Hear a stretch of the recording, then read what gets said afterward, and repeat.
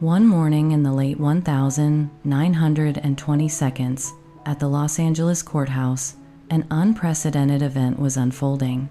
An actress arrived, dressed in her usual elegant finery as if stepping onto a red carpet, but her eyes held no submission. She was there to do what no star had dared to imagine: sue the godfather of Hollywood. That woman was Jetta Goudal, the silent era's most alluring femme fatale. And her enemy? None other than Cecil B. DeMille, the legendary director, a man who held the life and death of careers in the palm of his hand. This was not just a lawsuit over unpaid wages. This was a war for dignity, a slap in the face to the arrogant studio system of the time. But what was the price of that victory? Was it a death sentence for her career, or a mysterious disappearance from our collective memory? Welcome to Your Channel Name. Today, we pull back the curtain on the forgotten fall of Jetta Goudal, the woman who took on Hollywood and won the battle, but lost the war. To understand the explosive drama that follows, we must rewind time. The Jetta Goudal Hollywood knew was a fabrication. In truth, her entire existence in Tinseltown was a brazen, calculated white lie. Jetta was born Julie Henriette Goudal on the 12th of July, 1891, in Amsterdam, Holland. She was the daughter of a devoutly Orthodox Jewish diamond cutter. But in 1918, as World War I ravaged Europe and anti-Semitism was on the rise, Julie, then 27 years old, understood a hard truth. America didn't need a Jewish refugee. They needed glamour. And so, the Great Whitewashing began.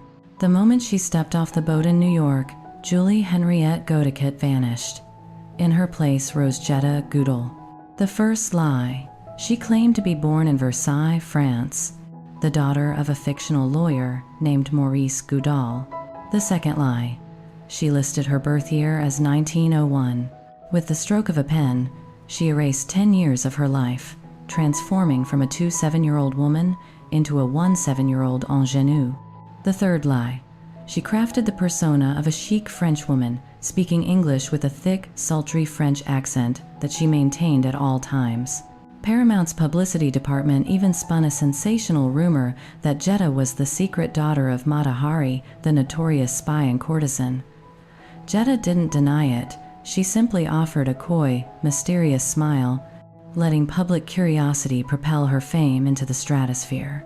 She arrived in Hollywood in 1923, and in a twist of supreme irony, her breakout role in the film Salome of the Tenements, 1925, was that of a poor Jewish girl struggling to rise up.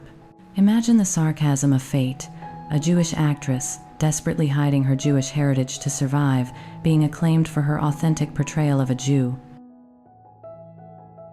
By the mid-1920s, Jetta Goudal was a force of nature. Her exotic look, deep dark eyes, and aristocratic bearing caught the eye of the king of epics, Cecil B. DeMille. In 1925, DeMille signed Jetta. She starred in hits like The Coming of Amos, The Road to Yesterday, and Three Faces East. Jetta's name was box office gold. Life magazine hailed her as the most alluring, smartest, and best-dressed femme fatale. But with fame came a colossal ego. Jetta was not a malleable prop for the studios. She approached film with the mindset of a stage-trained perfectionist. The drama on set was instantaneous and legendary. Jetta was ready to scream at directors if the camera angle wasn't flattering, halt production entirely if the lighting didn't highlight her features correctly, rewrite scripts on the fly, and critique costumes openly. The industry labeled her a grande dame, or an uncontrollable diva. DeMille, a man used to absolute dictatorship, began to seethe. He viewed actors as property tools to be used, while Jetta viewed herself as an artist with executive decision-making power. A collision was inevitable. The climax of the drama arrived in 1928. The relationship between Jetta and DeMille shattered completely. DeMille alleged that Jetta's temperamental antics caused numerous and costly production delays. Fed up, DeMille did the unthinkable. He fired Jetta Goudal and canceled her contract. In that era, being fired by a titan like DeMille was a career death sentence. Stars were expected to bow their heads, beg for forgiveness, or quietly fade away. But Jetta Goudal, she did not bow. She sued Cecil B. DeMille and his studio for breach of contract. She demanded every cent of the salary she would have earned had the contract been honored. DeMille scoffed. He countersued, declaring in court that Jetta was irrational, unstable, a woman who threw tantrums for no reason, causing the studio massive financial losses. In January 1929, the trial began. Hollywood held its breath. On the witness stand, Jetta was unnervingly calm. She delivered a line that should be etched in the history of labor rights. Were I to force myself to do something that went against every fiber of my being, I could not live with myself. She argued that her arguments and delays were to protect the quality of the film, not out of vanity. The turning point came when the judge asked DeMille's team for proof.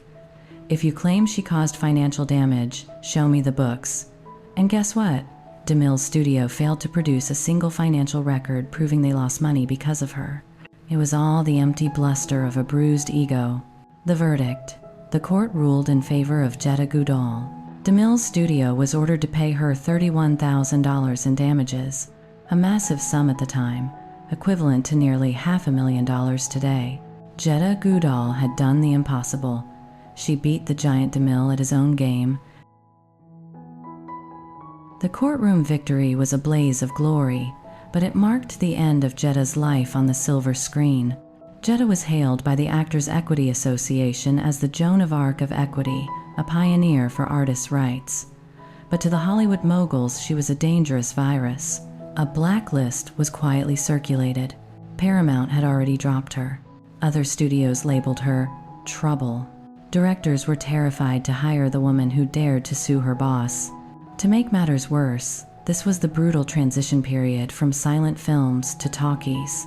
Jetta's real voice became a liability. She possessed a thick, hard-to-place accent, a mix of her native Dutch and the affected French lilt she had cultivated for years. On stage or in silent films, it was exotic.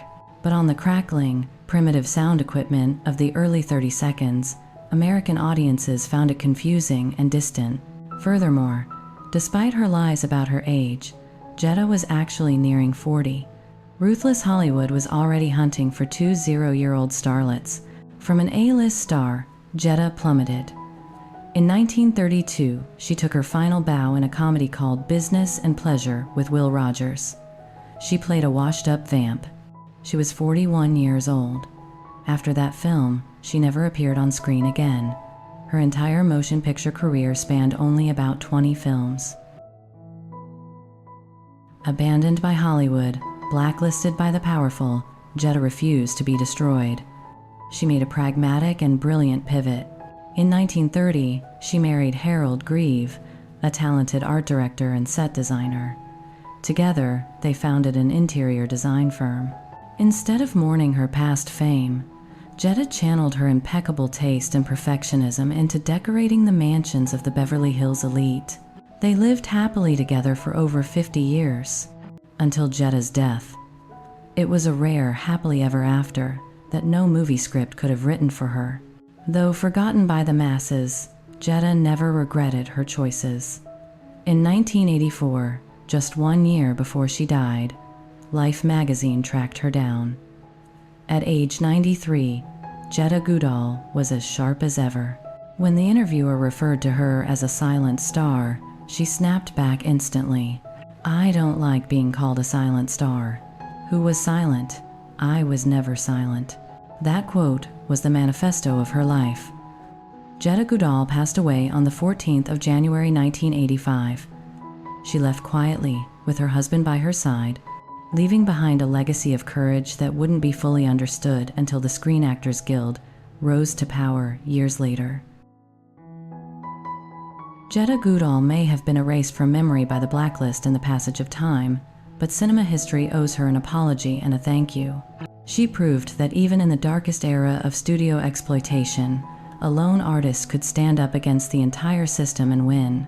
In 1960, Hollywood finally acknowledged her with a star on the Walk of Fame, and in 2019, her hometown of Amsterdam named a bridge after her. These are late, but fitting tributes to the rebel queen, the woman who traded her career to keep her dignity.